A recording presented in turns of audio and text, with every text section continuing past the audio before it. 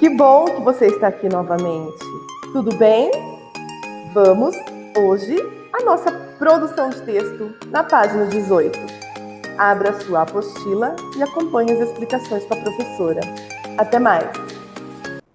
Produzir texto. Nem sempre precisamos recorrer ao dicionário para compreender o significado das palavras.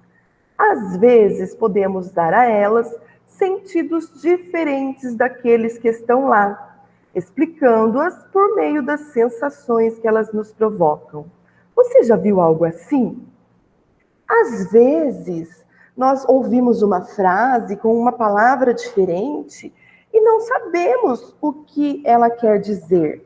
Aí, o que nós fazemos? Nós não temos acesso a um dicionário ali no momento, então nós vamos analisar o contexto, vamos analisar sobre o que estava falando, o que estava acontecendo, qual o sentido que ela pode ter naquela frase. Então, às vezes, nós conseguimos, mesmo não tendo um dicionário, descobrir o real significado da palavra, mesmo sem consultá-lo, porque nós temos que levar em consideração o contexto em que está inserida essa palavra. No texto abaixo, o narrador considera o dicionário muito frio e insensível, incapaz de traduzir as cores, os sabores e os sentimentos que as palavras podem transmitir. Palavras, perfumes e sentimentos. Outro dia, eu senti um cheiro muito bom que eu já conhecia. Era o perfume de uma flor, da minha flor. Mesmo as que estão em outros jardins são minhas, mas isso é um segredo. E o nome da flor é manacá. Não é o manacá da serra, aquele grande e metido sem perfume. Estou falando do pequeno. O cheiro é um botão que liga um filme na cabeça e faz lembrar um monte de coisas. E eu descobri que tudo tem cheiro, menos as palavras que estão no dicionário.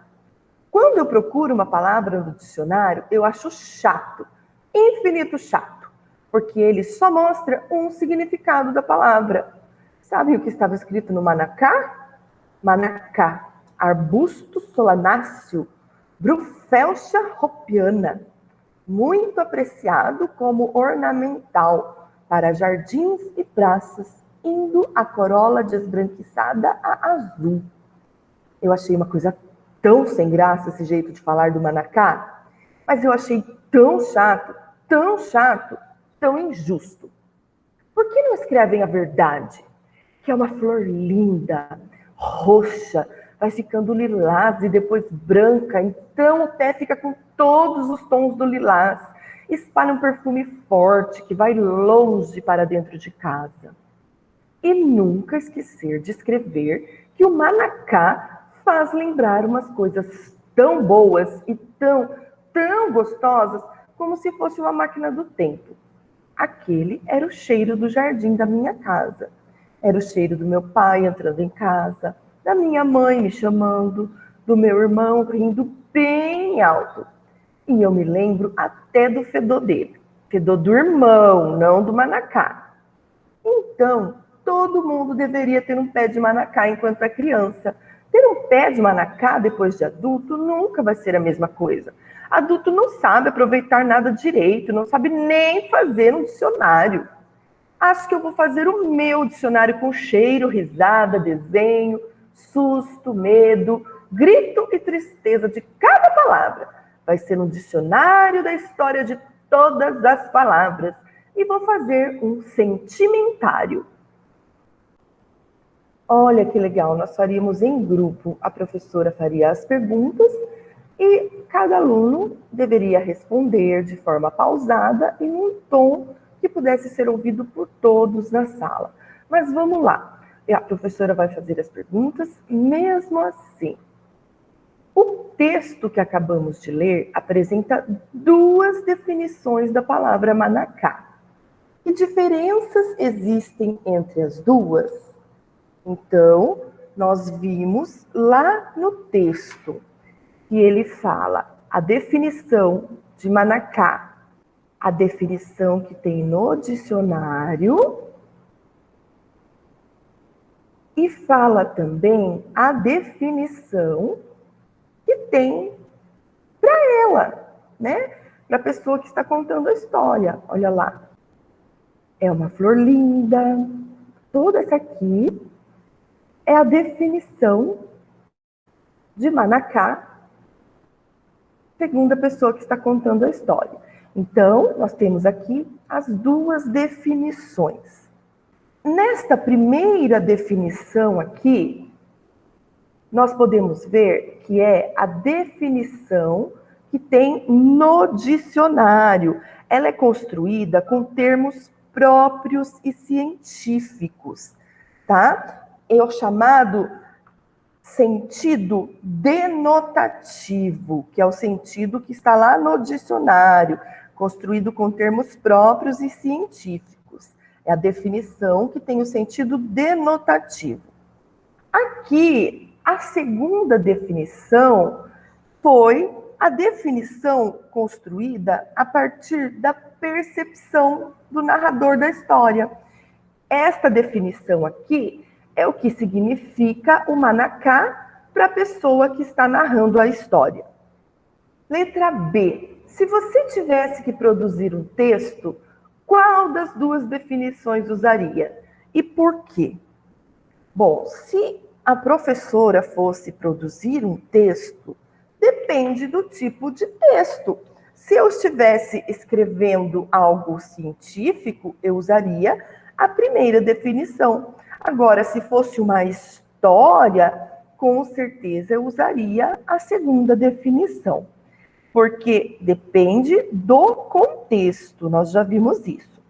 E existem, além do dicionário comum, existem livros também. Existe o chamado Bichonário, do Nilson José Machado, que é um dicionário que apresenta os animais de A a Z e vai falando das suas características. Quando você tiver a oportunidade de ver este livro, pergunte lá na biblioteca.